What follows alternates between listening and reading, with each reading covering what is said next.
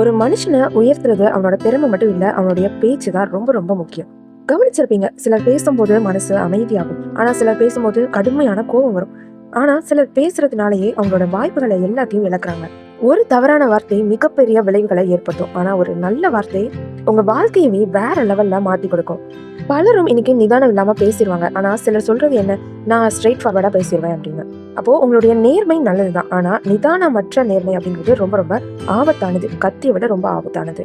ஒரு நாள் ஒரு மனுஷன் ஓடி வந்து தத்துவ ஞானி சாக்ரட்டிஸ் கிட்ட பேச ஆரம்பிக்கிறான். அப்போ அவன் என்ன சொல்றான், சாக்ரட்டிஸோட நண்பரை பத்தி ஒரு விஷயம் சொல்லணும்னு சொல்றான். இப்போ சாக்ரட்டிஸ் ரொம்ப அமைதியாவும் பொறுமையாவும் கேட்கிறாரு, நீ சொல்ல போற விஷயம் இந்த 3 வடிகட்டிகளை கடந்ததா அப்படின்னு. அதாவது 3 விதமா நீ சொல்ல போற விஷயம் ஃபில்டர் ஆயிருக்கா. முதலாவது, நீ சொல்ல போற விஷயம் உண்மையா? இப்ப அந்த மனுஷன் இல்ல நான் கேள்விப்பட்டேன்னு சொன்னான். இரண்டாவது, இது ஒரு நல்ல விஷயமா அப்படின்னு கேக்குறாரு. அதற்கும் இல்லைன்னு தான் பதில் சொல்றான். மூணாவது, இந்த விஷயத்தினால எதுவும் பயன் இருக்கா? அப்போ அதுவும் இல்ல, எந்த ஒரு பயனும் இல்லைன்னு சொல்றான். இப்போ சாக்ரட்டிஸ் சொல்றாரு, உண்மையான விஷயமும் இல்ல, நல்ல விஷயமும் இல்ல, எந்த ஒரு பயனும் இல்ல, அப்ப ஏன் நான் அதை பத்தி பேசணும் அப்படின்னு கேக்குறாரு.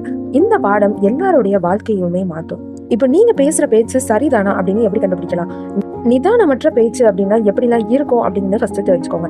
முதலாவது, ஆங்கர் டாக், உடனடியா கோவம் வரும்போது எதையும் சிந்திக்காம பேசுறது. இரண்டாவது, இன்டரப்ட் டாக், மத்தவங்க பேசுறத முழுசா கேட்காமலேயே பேசுறது.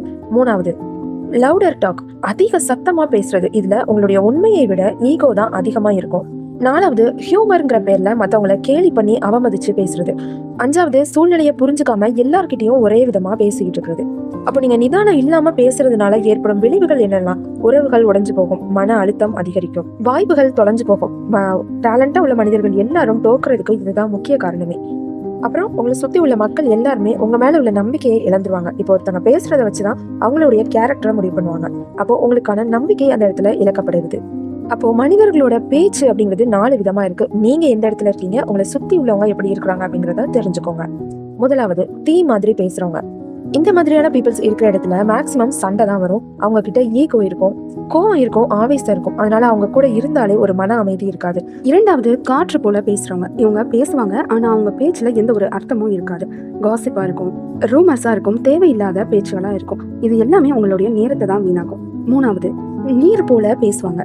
இவங்க அமைதியா பேசுறவங்க. அவங்களோட வார்த்தைகள் எல்லாமே உங்களுக்கு ஒரு குளிர்ச்சியை கொடுக்கும், நம்பிக்கையை கொடுக்கும், உறவுகளை வளர்க்கிற மாதிரியான ஒரு பேச்சா இருக்கும். நாலாவது, மருந்து போல பேசுறது. இந்த மாதிரி மக்கள் பாக்குறதே ரொம்பவே ரேர் தான். அவங்களோட வார்த்தை டிப்ரெஷன்ல இருக்கிற ஒருத்தரை காப்பாற்றும், தோல்வி அடைஞ்சவங்களை உற்சாகப்படுத்தும், குடும்பத்தையே ஒன்றிணைக்கும்.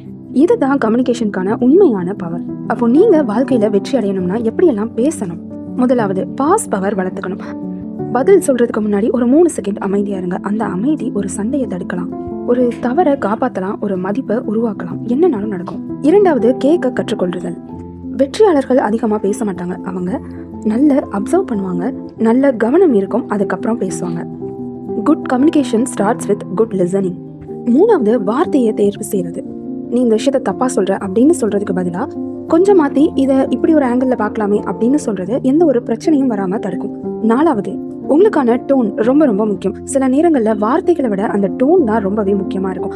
ஒரே விஷயத்த மென்மையா சொன்னா அது ஒரு மோட்டிவேஷனா தெரியும், அதே இது கோபத்தோட சொன்னா அது ஒரு இன்சல்ட்டா மாறிடும். அஞ்சாவது, எமோஷனல் கண்ட்ரோல். நீங்க கோபத்துல பேசுற ஒவ்வொரு வார்த்தையும் உங்களை ஃபியூச்சர்ல மன்னிப்பு கேட்க வைக்கும். அதனாலதான் கோபமா இருக்கிறீங்களா, அந்த விஷயத்த பாஸ்ட்ல வைங்க. எமோஷனலா இருக்கிறீங்களா, ஜஸ்ட் வெயிட் பண்ணுங்க. ஒரு வருத்தத்தோட இருக்கிறீங்களா, ஃபர்ஸ்ட் அமைதியாகுங்க. ஒரு சிங்கம் தினமும் கத்த வேண்டிய அவசியம் இல்லை, அது அமைதியா இருந்தாலே அதற்கான மதிப்பு இருக்கும். அதே மாதிரி தான் அதிகமா பேசுறது உங்களுக்கான பவர் இல்லை, சரியா பேசுறது தான் உங்களுக்கான பவர்.